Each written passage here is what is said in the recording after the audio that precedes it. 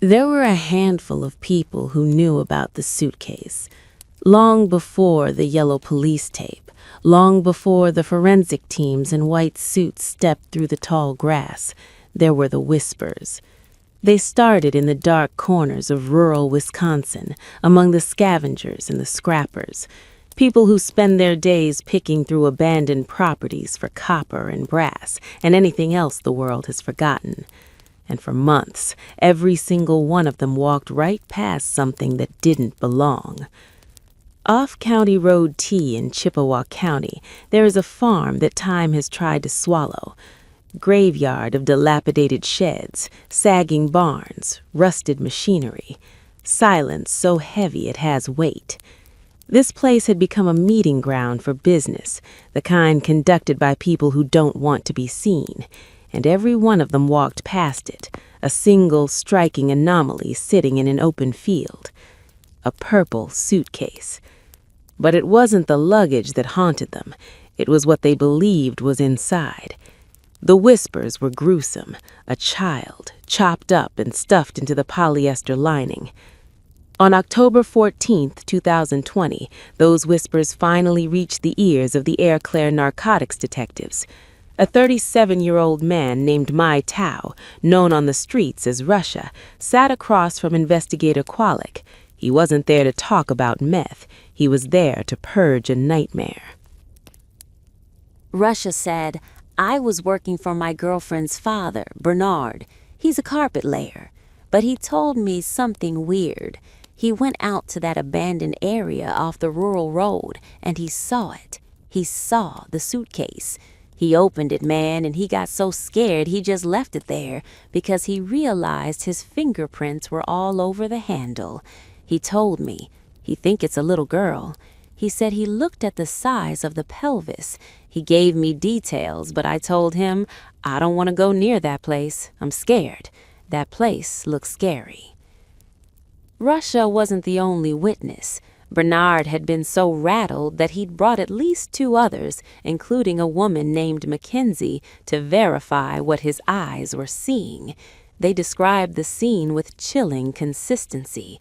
A purple suitcase, strikingly out of place, covered in dark brown weathered blood, sitting through the summer heat and autumn rains, unzipped just enough for the curious to see the unthinkable.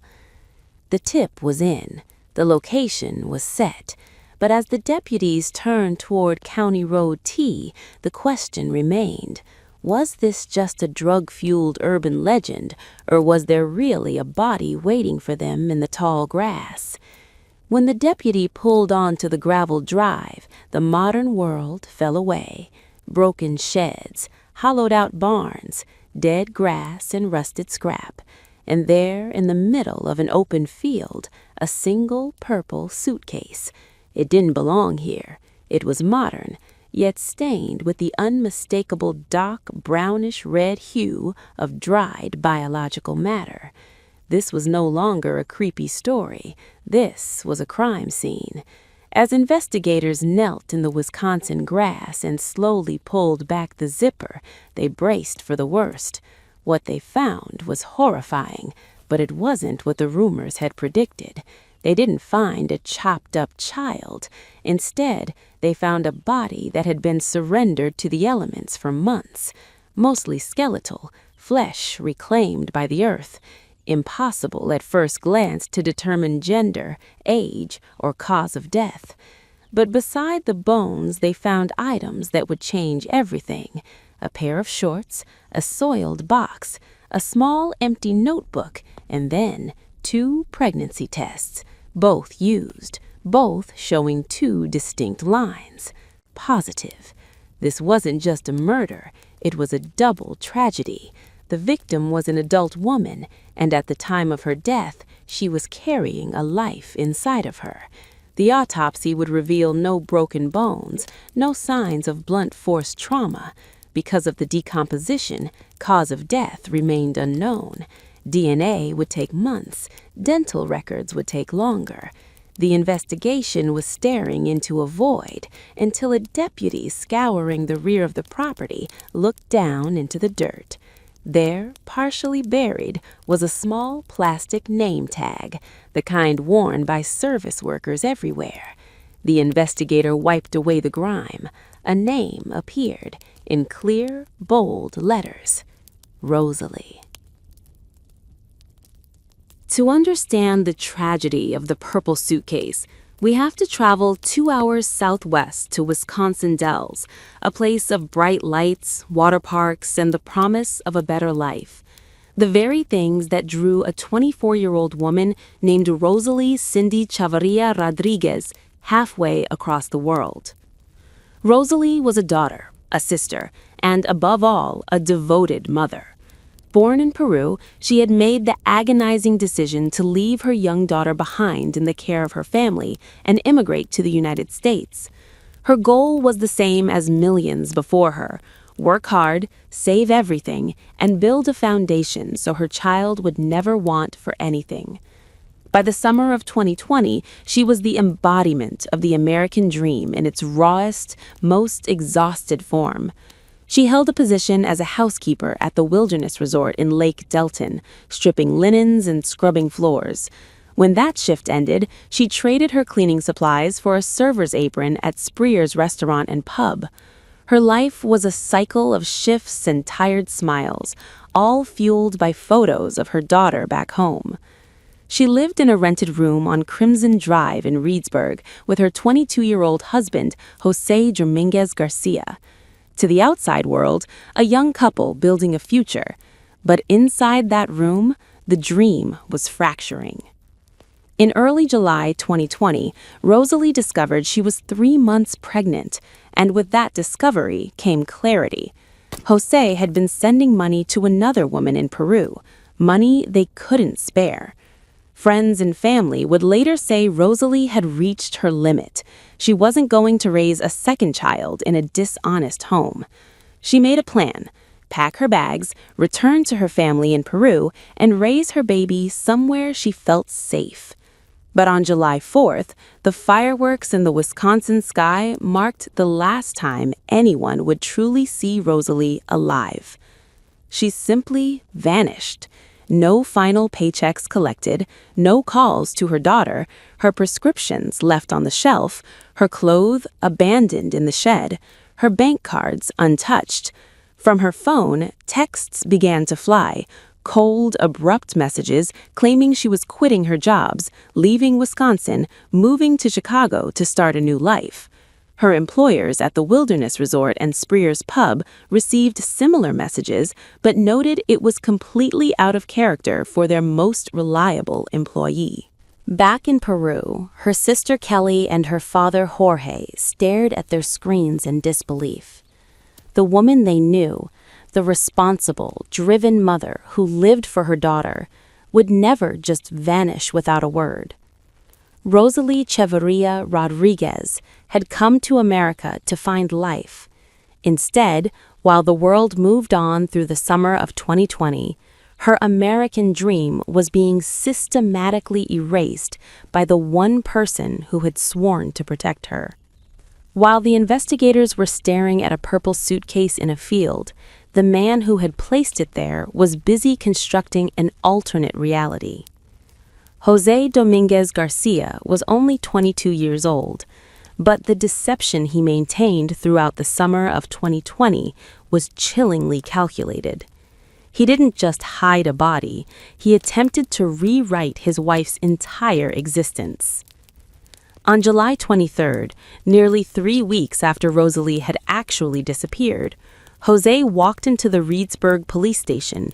He played the role of the concerned, confused husband. He showed detectives text messages sent from Rosalie's number, proving she had left for Chicago. He was calm, cooperative. But to those who truly knew Rosalie, those messages were the first cracks in Jose's architecture of lies. The writing style was wrong. The grammar was off. The woman who lived to provide for her daughter was quitting 2 jobs via text without collecting her final paychecks? Jose's most cold-blooded move was his call to Rosalie's sister, Kelly. In a tearful conversation, he claimed Rosalie was pregnant, but that the baby wasn't his. He invented a Turkish man in Chicago, claiming Rosalie had abandoned her family and her daughter to run off with a mystery lover. He picked up Rosalie's final paychecks himself, cashed them, and slowly drained her accounts until they were overdrawn. He was banking on the distance between Reedsburg and Peru to keep the truth buried. When investigators searched the room on Crimson Drive, they found it suspiciously hollow. All of Rosalie's significant personal items, her purse, wallet, bank cards, IDs, were gone. Yet her essential prescriptions remained. Jose explained he'd packed her things into garbage bags just until she could collect them. He sat there, calm and cooperative, while his wife's remains were decomposing 2 hours away. By late August, a man named Javier Osorio, who had sold Jose a 2003 red Jetta, contacted police. Jose was acting nervous. He'd failed to pay in full. The concerned husband stopped answering his door. Then he told friends he was leaving for Chicago to find Rosalie. Jose drove out of Reedsburg and disappeared into the wind. But a piece of physical evidence was sitting in a parking lot, slowly decaying under the August sun. The 2003 red Jetta, the very car Rosalie was known to drive, was discovered abandoned at the Hilton Garden Inn in Lake Delton on August 5, 2020. It had been backed into a space at the furthest edge of the lot, near a dense wooded area. After sitting for over a week, hotel employees began to notice something wrong. A towing company was called. When the driver arrived, he encountered a sensory assault he would never forget. Every employee within 5 feet of the red Jetta described the same thing: a distinctive, strong, and excessively foul odor, the smell of death, concentrated, heavy, and undeniable. Inside the car, empty takeout bags, beer cans, and the remnants of a man on the run. But on the floorboards, a large knife, approximately 14 inches long with a wooden handle. In the back seat, a cream-colored purse, Rosalie's purse, the one item she never would have left behind if she had truly moved to Chicago. The trunk told the rest of the story. The latch release button had been deliberately removed, a final barrier designed to keep the world from seeing what was inside. Investigators pried it open by force. Rosalie wasn't there, but her presence was everywhere. Shoes, a skateboard, empty beer cans, and stains. Dark smear marks on the inside of the trunk aligned perfectly with markings on the bumper, indicating something heavy and saturated had been dragged out.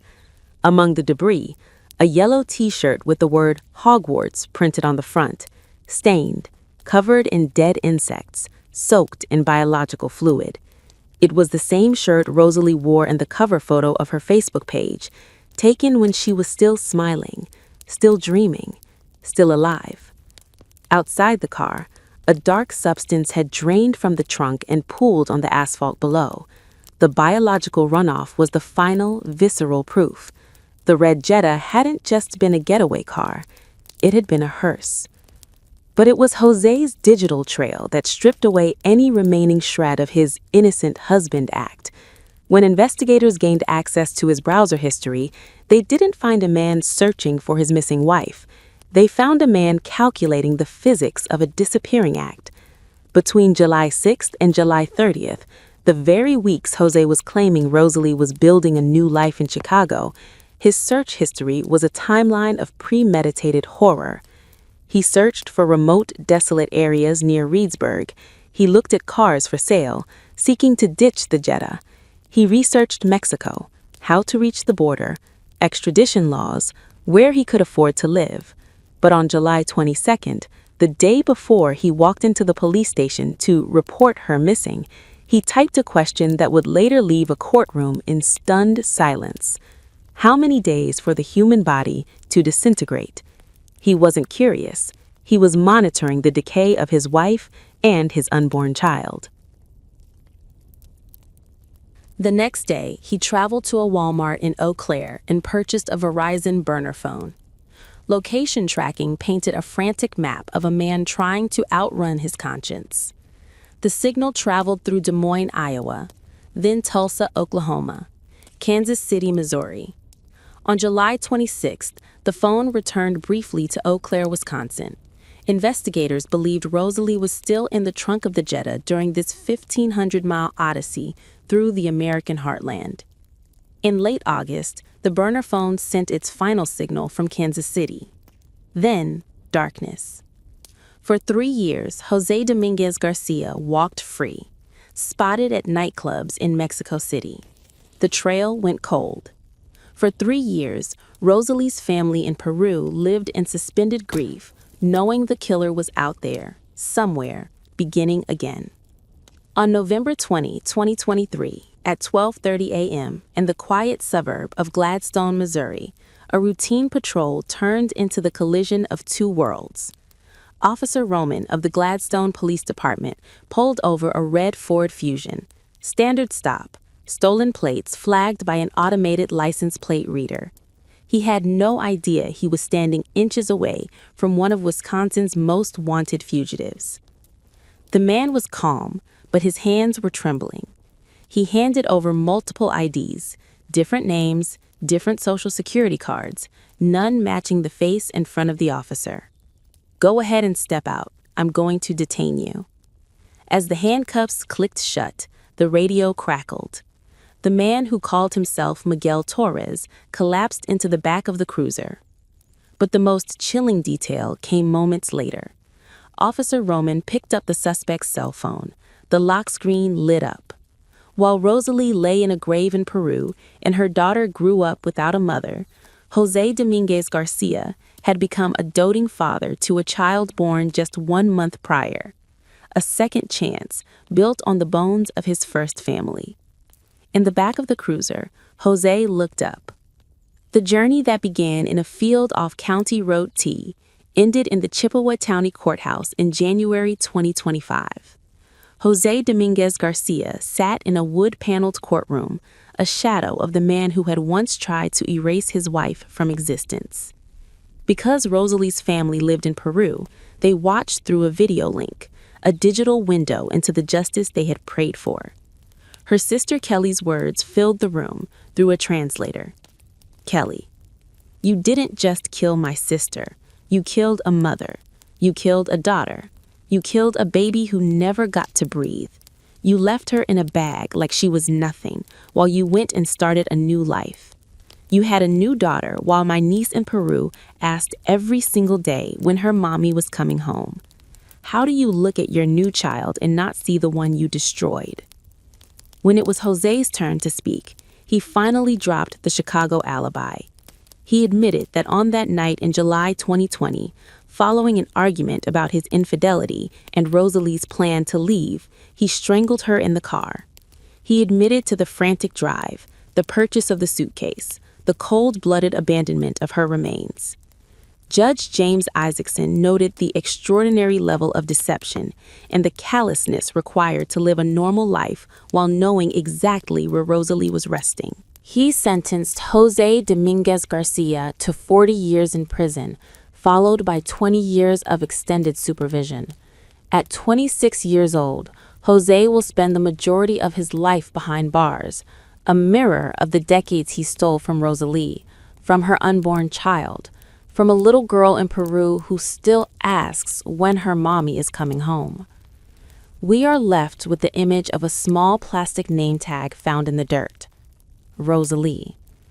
She was more than a headline, more than a suitcase mystery.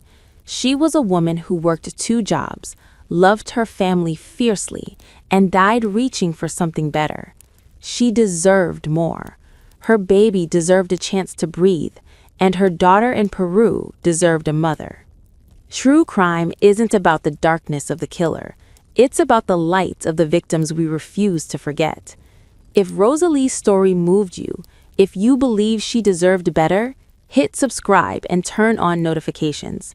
Your support ensures these stories reach the world and that justice is never truly silent. Thank you for watching. Rest in peace, Rosalie.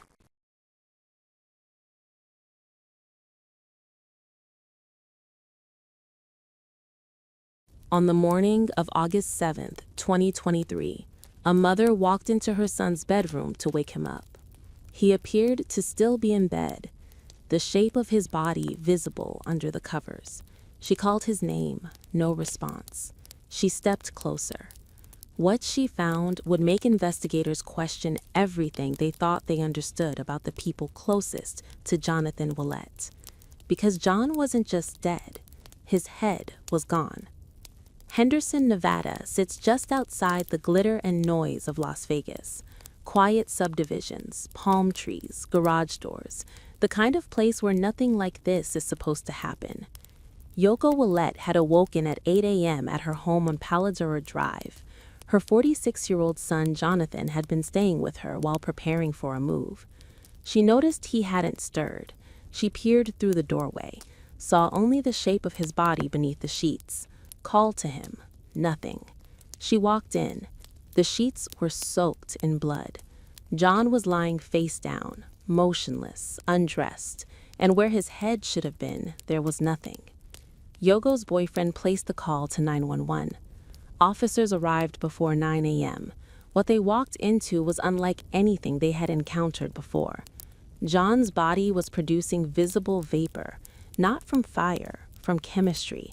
Cleaning solutions had been wiped across his skin after death, causing chemical burns that were actively reacting with the air. An empty bottle of ammonia and a bottle of bleach sat in the hallway outside the bathroom. The smell was so aggressive, officers had to work rapidly, fearing both chemical exposure and the possibility of fire. Photos were taken as fast as possible. The scene told a story, but it was a carefully edited one. The bedroom was oddly clean for a decapitation. No obvious blood spatter on the walls. No murder weapon. No head. Next to the bed, John's boxer shorts. 2 belts knotted together on the floor. And a silence that felt deliberate. Someone had worked very hard to control what investigators would find. The autopsy confirmed that the decapitation was post-mortem. John had already been dead when his head was removed. 2 different tools were used. First, a manual implement that left distinct hesitation marks, then a power tool, a mechanically powered saw. As for cause of death, the medical examiner could not determine it. The conclusion reached was simply homicidal violence, exact nature unknown. The killer had removed the very evidence that would have revealed how John died. To understand who would do this to Jonathan Willett, you have to understand who John was. He was born on Yokota Air Base in Tokyo, the son of a U.S. Air Force serviceman. He grew up across Japan, Montana, and California before his family settled in Henderson. For over 20 years, he worked the Las Vegas Strip selling timeshares. In the years before his death, he had built his own moving company, the Vegas Moving Guy, and he wore that identity with pride. Don't touch nothing. I was told you're not allowed to touch nothing. It's the husband. Jamie Foxx house. Yeah, man. I gotta send a shout out to DJ moving in his new house. Congratulations. John was extroverted, chatty, selfless with his time.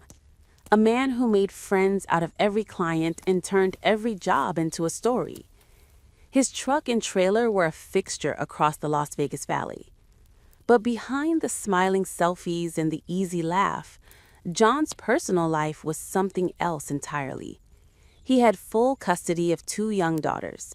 Their mother, a 45-year-old former adult film actress who went by the name Devin Michaels, had been granted only supervised visitation.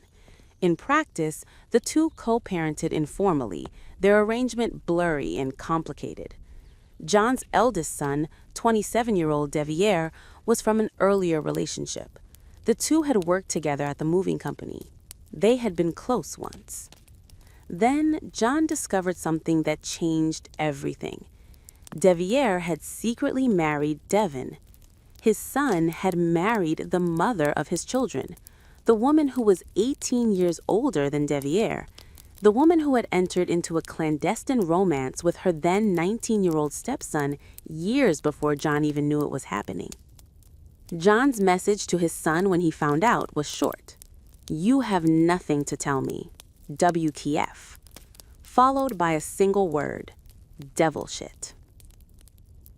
Before we go any further, if you're watching this and you're not subscribed yet, hit that button right now, because what you're about to hear about the family dynamic behind this murder is the reason this case stopped me cold. I've covered cases with complicated motives. I have never covered one quite like this. Stay with me. Despite the discovery of the secret marriage, despite everything, John was in the process of moving back in with Devin and their daughters at the house she shared with Deviere when he was killed. According to Yoko, Devin and John were reconciling. They were going to be a family again. What that meant for Deviere's place in that home, nobody seemed to have an answer for. Investigators arrived at Devin's house on Porcupine Rim Street to interview her the morning after John's body was found. She was composed, cooperative, and immediately inconsistent. Both Devin and Deviere told police the marriage was one of convenience, a practical arrangement to help Devin manage her medical conditions and care for the girls. Nothing romantic, nothing physical.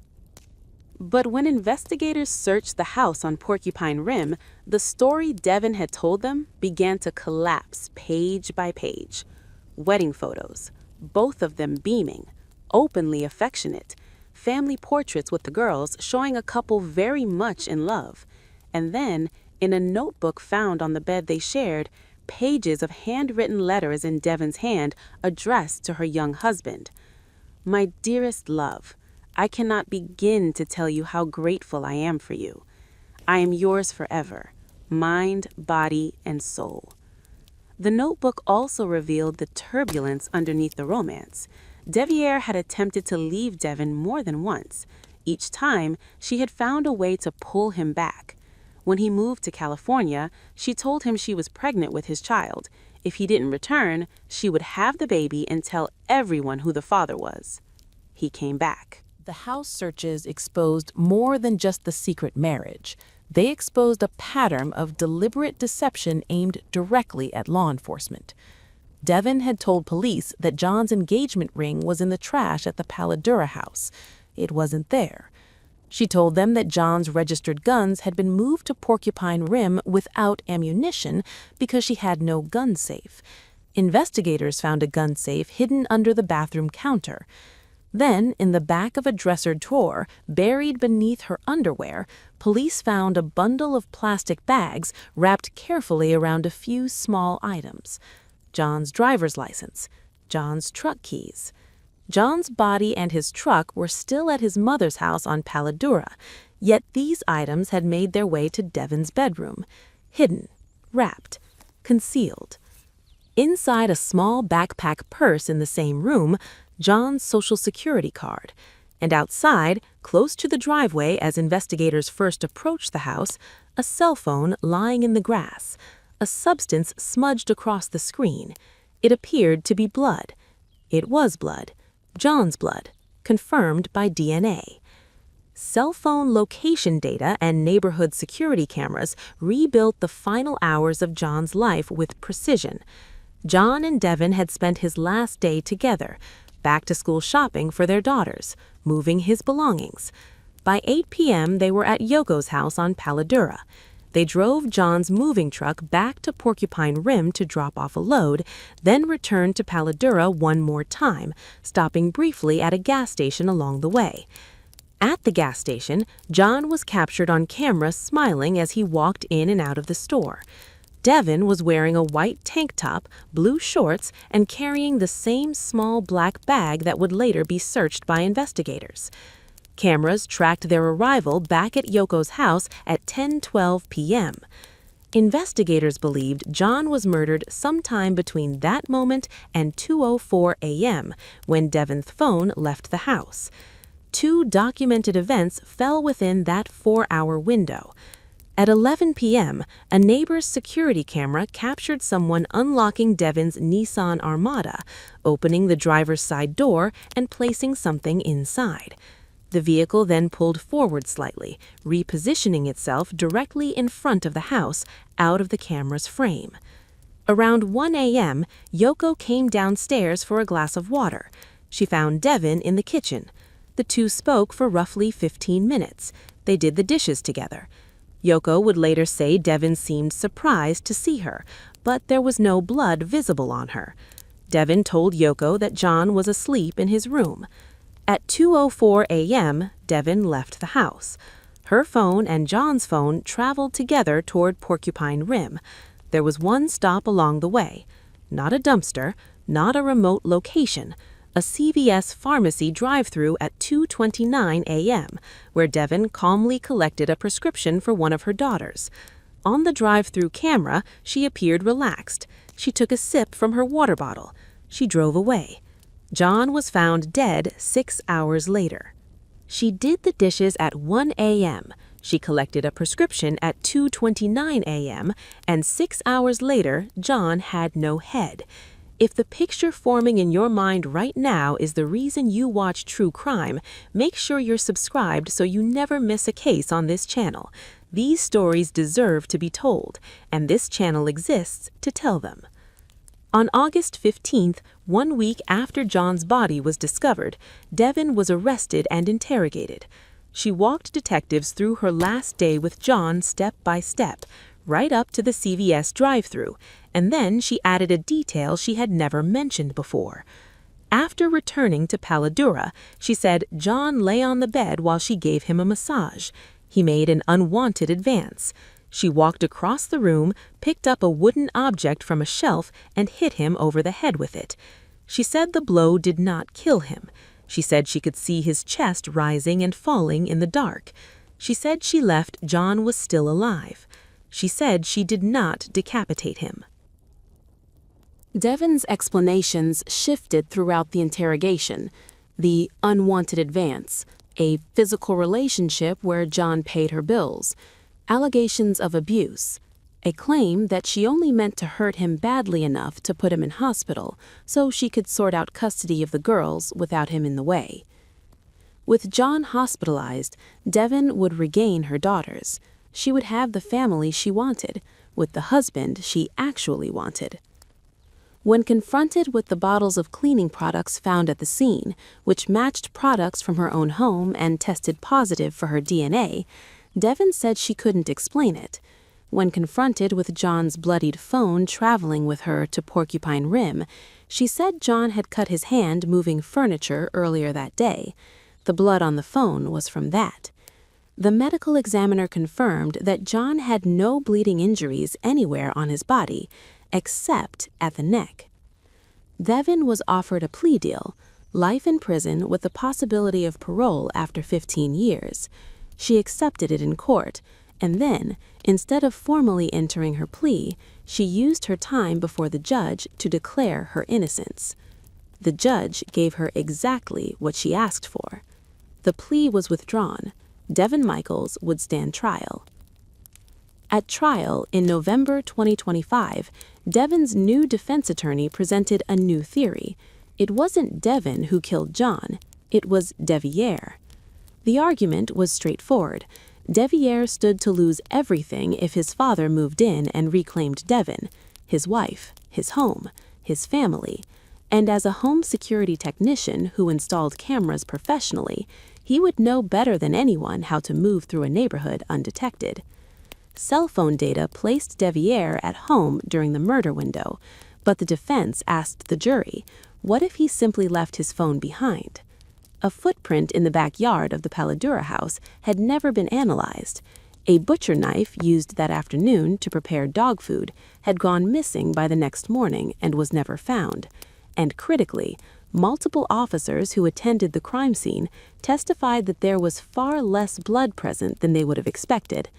A decapitation with a power tool and no spatter on the walls suggested John may have been killed elsewhere and moved to the bed afterward.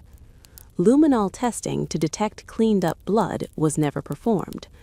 The defense argued the investigation had locked onto Devin too quickly and never seriously considered the 27-year-old who was about to lose everything. The prosecution pushed back hard. The jury deliberated for just under 2 hours. Under 2 hours, for a case this complex, with a missing head, a missing weapon, and a secret marriage nobody was supposed to know about, the jury needed less time than most people take to watch a movie. If this case has your mind working overtime right now, subscribe and hit the bell. Devin Michaels, who had rejected a plea deal, stood up in court to declare her innocence and promised she had evidence that would prove everything, never testified at trial. The evidence she claimed would exonerate her was never produced. She faces 51 years to life in prison. Sentencing is set for January 8, 2026. John's head has never been found. The murder weapon has never been recovered. The exact cause of his death remains officially unknown. What is known is this. On the last day of his life, Jonathan Willette spent his hours doing what he always did, working, moving, providing for his daughters, smiling at a gas station camera somewhere outside Las Vegas at 10 p.m. with no idea what the next 4 hours held. He was 46 years old. He would have turned 47 that November. He said that. He believed it. He lived it. And someone who claimed to love him decided his life was worth less than her custody arrangement. John Willette was the Vegas moving guy.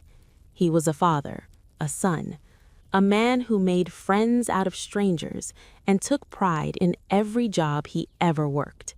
He deserved better than what happened to him on Paladura Drive.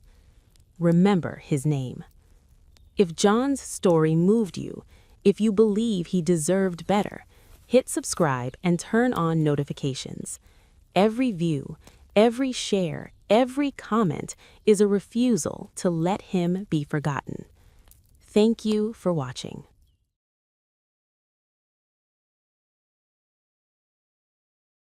On the evening of September 17, 2023, a family of 4 was supposed to be home, dinner done, kids in bed, Sunday winding down the way Sundays do in quiet Illinois neighborhoods.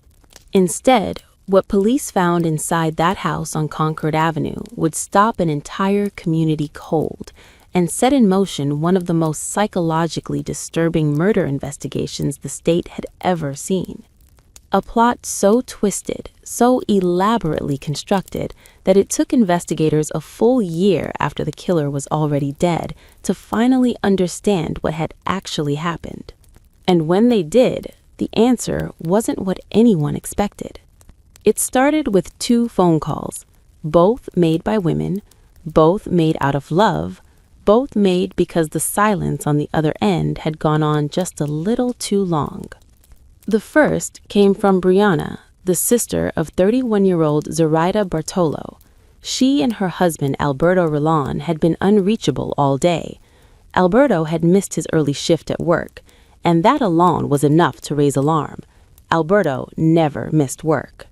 The second call came from Zoraida's mother. I'm calling for my daughter, Zoraida Bartolome. She lives Concord Avenue, Romeoville, Illinois, and we haven't heard from her or her husband or her children during the whole day. No answering the phone. If somebody can go by the house and check them, because the husband, they called from his work that he didn't show up to work. And he never, he's always at work. Okay, give me 1 second. Did you last hear from your daughter? All day today, I haven't heard from her. But when did you last talk to her? Yeah, last night. Last night? Okay. Mm-hmm. Okay, I'm going to send officers over to check on her, and somebody will give you a call back, okay?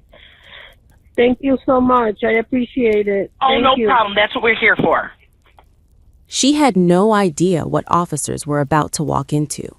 Romeoville police arrived at the 500 block of Concord Avenue at 8:43 p.m. to perform a welfare check, a routine call, the kind officers handle dozens of times a week. Nothing about the drive over suggested anything other than a standard Sunday night check-in, but through the front picture window, something was immediately wrong. This windows open. No, it's not. Oh God. I need more units here. Hold this. Furniture doesn't knock itself over. Officers moved to the back of the property. The rear door was open. Then silence on the radio. And then what that officer saw in the doorway would never leave him. 2 dogs, dead, furniture overturned, the unmistakable aftermath of violence soaked into every corner of that house. The building was cleared room by room, officers moving through darkness, calling out, getting nothing back. And then, in a hallway, 38-year-old Alberto Rolón, shot, dead. A bedroom door had been kicked in. Inside, Zoraida was found on the floor, her hands raised over her face, the last desperate instinct of a mother trying to shield herself from what was coming. And in the bed where she had likely tucked them in herself just hours before, 10-year-old Adriel, 7-year-old Diego. All 4 members of the Rolón family were gone. Nearly 24 shell casings from a 9mm pistol littered the floors. The murder weapon was nowhere in the house. The neighborhood couldn't process it. They were a quiet couple. They kept to themselves. They maintained their yard. I never saw the kids out front. I only heard them in the back. Like a close-knit family as far as I could tell. And they just stayed to themselves, had outings in their backyard a lot of times with just family. And both of them worked. She worked days and he worked nights. This was not a family with enemies, not a family with a criminal history, not a family drowning in debt or caught up in anything dangerous. They had only moved into this house, their house, the one they had saved and worked and sacrificed for, in April of that year, just 5 months before someone walked through their back door and took everything. Investigators reconstructed the sequence of events from the crime scene. Alberto, who worked nights, was likely awake when the intruder entered. Zoraida and the boys were in the bedroom. Possibly one of the children had been having trouble sleeping and had been tucked into his mother's bed. Alberto heard something at the back door. He moved toward the noise. He was shot in the hallway. Injured and desperate, he ran toward his family. The shooter followed and fired 5 more times before Alberto could reach the bedroom door. He never made it through. The staging was deliberate. Furniture overturned, a half-finished attempt to spray paint profanity on the living room wall, abandoned when the paint can failed after just the letter F. Someone had tried to make this look random, like kids, like a senseless burglary gone wrong. It wasn't random. This family had been chosen. The question was, by who and why? Before we go any further, if you're watching this and you're not subscribed yet, hit that button right now, because what you're about to hear is the reason this case kept me up at night. I've covered a lot of cases on this channel. I have never, not once, covered a motive like the one behind these murders. Stay with me. The answer began to take shape at Zoraida's workplace.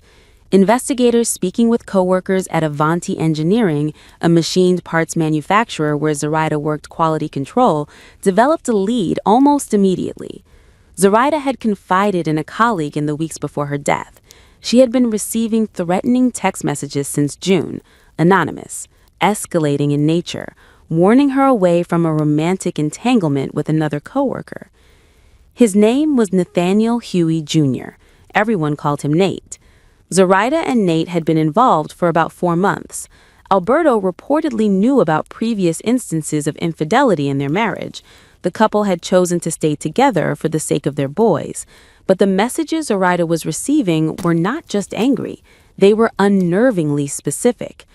Nate is about to be the center of a murder investigation. You are putting your children in danger by seeing him. And then, 1 week before the murders, Alberto received a message too, from an unknown number. "This will be the last I say this, Alberto. This stupid girl will be the reason you have no children." Alberto Rolón received that message exactly 7 days before his sons were killed in their bed. Detectives found Nate at work and sat across from a man who spoke about Zoraida with something that looked very much like genuine grief and something else that investigators couldn't quite name yet. So, what can you tell us? I know about the relationship which stemmed from here. Mm-hmm. So when you guys, are you married? Yeah, but not paper. I mean, I don't know how to explain it, but yes, but we're not didn't go to court. They official. So church married, but not paper married? Yeah. Okay.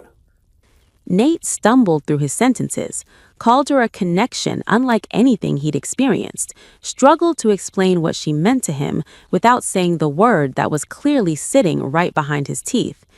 Zoraida's sister, Brianna, would later tell investigators that Zoraida had compared their relationship to Romeo and Juliet. At Nate's workstation, police found a note in Zoraida's handwriting. "You mean so much to me. I don't think you understand how much I actually love you." Nate seemed devastated, but investigators were not convinced, because the more they looked beneath the surface of Nate Huey, the more troubling the picture became. His registered business, Black Bear Security LLC, advertised personal protection, business security, and gun repairs. His social media showed him posing confidently with rifles and tactical gear. And here was the problem. Nate was legally barred from owning firearms. A battery charge in 2016 had removed that right permanently. He had ignored it entirely. On September 14th, 3 days before the murders, Nate left work early and didn't return until after the killings had already occurred. Coworkers reported tension between him and Zoraida before he walked out. He seemed agitated, upset about something he wouldn't name. Then came the detail that made investigators stop cold.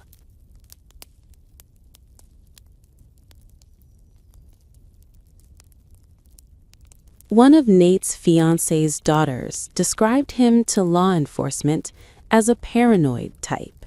Not occasionally, increasingly, for weeks. He spoke constantly of people who were after him, people watching him. He had placed black electrical tape over the doorbell camera, over the red standby light on the television. He was convinced he was under surveillance. Police tracked him to a Walmart parking lot where they watched as he handed a former security colleague a large black duffel bag. When that bag was recovered weeks later, it contained rifles, body armor plates, Glock magazines, a knife, and black zip ties. No 9mm pistol, the exact caliber used to kill the Rolón family. He had already gotten rid of the gun, but he hadn't gotten rid of the paranoia. And that paranoia, investigators were beginning to sense, was the center of everything. That same evening, detectives arrived at Nate's home to speak with his fiancée, a 50-year-old mother of 5 named Hermelinda Palomo. She answered the door composed, measured, almost too calm for a woman whose partner had just been questioned in connection with a quadruple homicide. She agreed to sit with detectives in their cruiser. She explained she had just been on the phone with Nate when officers approached him. She overheard someone mention an affair. She said it was the first she had heard of it. She told detectives that Nate would never hurt anyone, that he was the kind of man who de-escalated situations rather than created them. She told them he had been home all weekend, Friday, Saturday, all of it. Her daughters could confirm it. She held eye contact. Her voice didn't waver. She was, by every visible measure, a woman with nothing to hide. She was lying about everything. The detectives didn't have the proof yet, And so the investigation moved forward, with Hermelinda positioned as a grieving, deceived fiancé rather than what she actually was. Nate, meanwhile, was becoming increasingly difficult to manage. He agreed to hand over his phone, agreed to a DNA swab, agreed to let detectives search his SUV. Then he delayed, deflected, showed up late, gave explanations that created more questions than they answered. When asked about the threatening messages sent to Zoraida and Alberto, he said he knew nothing about those. But then he admitted he had been receiving threatening messages of his own for a long time from people coming after him. Bulgarians, he said, a cartel, Mexican and Bulgarian, high-tech capabilities. They were watching him. He had become an unwilling member of their operation. And somewhere in his life, close to him, someone he trusted, there was a mole, a person who was planning to move against him. The name of that mole, he had been told, would be revealed when the time was right. Detectives heard this and cataloged it as paranoid rambling, a man building himself an exit from suspicion by constructing a fantastical story about criminal organizations and planted informants. They were wrong about that, but they wouldn't know it for another year. On September 19th, 2 days after the murders, Nate met his mother at a Target while Hermelinda waited in the car outside. And he confessed to killing the family. When she asked him why, he told her because people were after him. He believed the children were better off dead than alive without parents. What his mother did with that confession in the immediate hours that followed remains unclear. That same afternoon, as Hermelinda walked toward her black Chevy Malibu outside their home, an officer was already waiting.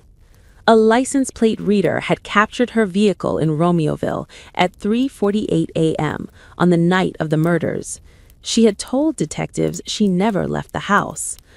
Her license plate had already told the truth. Ring camera footage and additional sources confirmed it.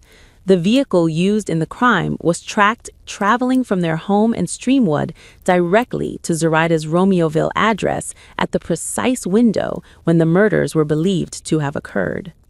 Nate was seen exiting and re-entering the vehicle from the passenger side. Hermelinda was the driver. That evening, the two of them fled the state. She told family members she was frightened of Nate and had no choice but to go with him. She sent messages to her children before leaving. "I love you. Take care of my grandbabies." Her family, genuinely terrified for her safety, reported her as a missing and endangered person the following day. Her image was distributed nationally. Law enforcement positioned Nate as the murder suspect and Hermelinda as his potential victim. For a moment, it looked like that was the story. It wasn't. A license plate reader in Catoosa, Oklahoma, more than 600 miles from their Illinois home, flagged Nate's GMC SUV on September 20th. Officers tracked the couple to a Walmart stop. Surveillance footage showed them walking through the parking lot together, holding hands, smiling as they exited the store. They had purchased hair dye, cosmetics, and a prepaid cell phone. This was not a kidnapper and his hostage. These were two people running together. As they returned to the GMC, a Catoosa officer activated her lights. Nate drove off. The chase moved onto Interstate 44. The GMC crashed into another vehicle and then into a solid concrete median. The driver's side door was pinned completely shut. The car caught fire. Officers approaching the vehicle heard gunshots from inside. Hermelinda was pulled from the passenger side. She had been shot. She was rushed to hospital but did not survive her injuries. Inside the burning car, Nate Huey was already dead. He had turned the gun on himself. The chase was over, but the most important question, the one that explained everything, remained completely unanswered. Why had any of this happened? That answer would take an entire year to surface, and when it did, It recontextualized every single moment of this case. As investigators spent the following 12 months sorting through Nate's correspondence and Hermelinda's phone data, the real architecture of the murder plot finally came into focus. And it was unlike anything they had ever encountered. Since December 2021, nearly 2 full years before the murders, Hermelinda Palomo had been building a fiction, methodically, patiently, with a level of psychological precision that investigators struggled to fully comprehend, even as the evidence sat right in front of them. Using fake phone numbers and multiple online personas, she had convinced her own fiancé that he had been recruited into a powerful Mexican and Bulgarian drug cartel. She created characters with detailed backstories, bosses, hitmen, hackers. She developed relationships between them, gave them histories, personalities, internal conflicts, until they felt like a real organization Nate had been pulled into against his will. She researched the dark web specifically to make her hacker persona credible. She regularly translated phrases into Bulgarian to simulate authenticity. She installed a secret location tracking app on her phone to monitor Nate's real-time movements, and then used that data to tell him, through her fake cartel personas, that he was being followed. She was confirming his surveillance fears with information only she could have accessed. The initial goal had been control. She wanted him faithful, so the cartel warned him to stay away from other women. When Zoraida's name appeared on Nate's phone, Hermelinda intercepted those messages, fed them into her fiction, and escalated the operation. 1 week before the murders, she sent threatening texts to both Zoraida and Alberto herself, under anonymous numbers, trying to scare Zoraida into walking away. Zoraida didn't walk away. So on September 14, 2023, Hermelinda opened one of her cartel personas and sent her fiancé a message. Zoraida was the mole. She had been placed inside his life specifically to destroy him. She was planning to move against him first. He needed to act before she did. Make it look like a burglary committed by kids. Many murders go unsolved. Nate believed every word. He left work early and began planning in real time. He researched Zoraida's neighborhood, identified cameras, mapped entry and exit routes, figured out how to move through the house without leaving DNA behind. He even messaged one of his cartel contacts to work through the details of the plan, not realizing for a single second that he was typing directly to his fiancée. She drove him there. She sat outside while he went in. She drove him home. He planned the murder with the person who ordered it, and he had absolutely no idea.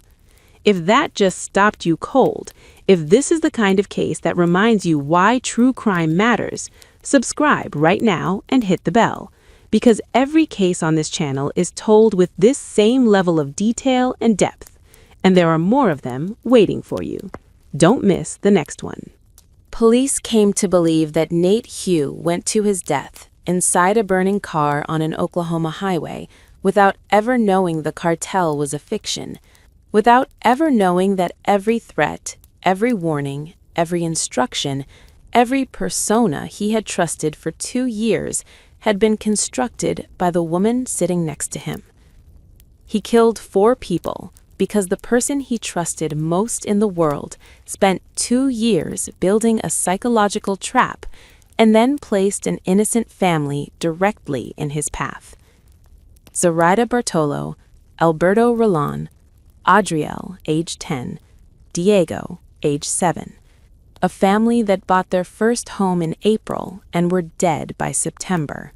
A family that kept to themselves, worked hard, and lived entirely for their children. A family that had absolutely nothing to do with any cartel, Bulgarian, Mexican, or otherwise. They were not targets. They were not threats. They were not part of any operation. They were collateral damage in one woman's jealousy, and they paid for it with everything. There is no clean ending to a story like this, no verdict that gives back what was taken, no sentence that fully explains how a woman spent 2 years constructing a psychological labyrinth sophisticated enough to turn her own partner into a weapon, and then placed that weapon at a mother and her 2 young sons. What remains are the questions that have no answers. What Adriel and Diego were dreaming about that night, whether Alberto heard anything before the back door came open, whether Zoraida had any idea in those final seconds with her hands raised over her face that none of it had anything to do with her. This case is not just a murder investigation.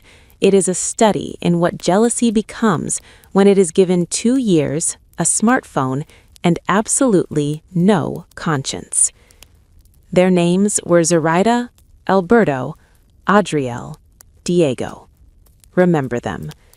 If their story moved you, if you believe they deserved better than what happened to them in that house on Concord Avenue, hit subscribe and turn on notifications. Every view, every share, every comment is a refusal to let them disappear into statistics. Thank you for watching.